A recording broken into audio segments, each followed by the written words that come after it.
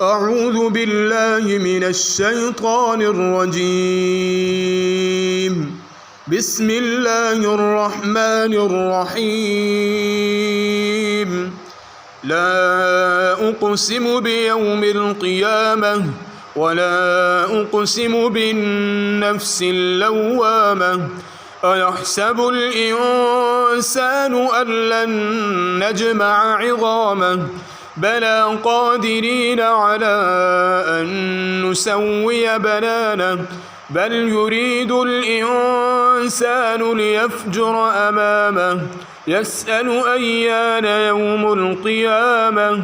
فإذا برق البصر وخسف القمر وجمع الشمس والقمر يقول الإنسان يومئذ أين المفر كلا لا وزر إلى ربك يومئذ المستقر ينبأ الإنسان يومئذ بما قدم وأخر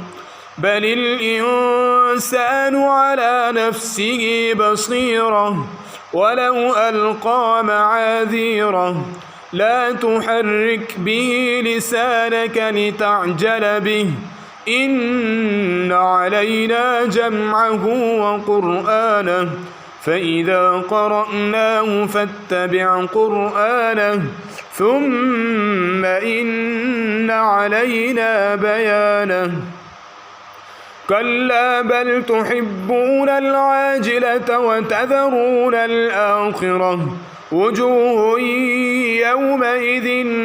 ناظرة إلى ربها ناظرة ووجوه يومئذ باسرة تظن أن يفعل بها فاقرة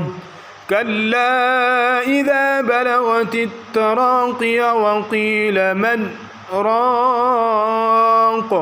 وظن أنه الفراق والتفت الساق بالساق إلى ربك يومئذ المساق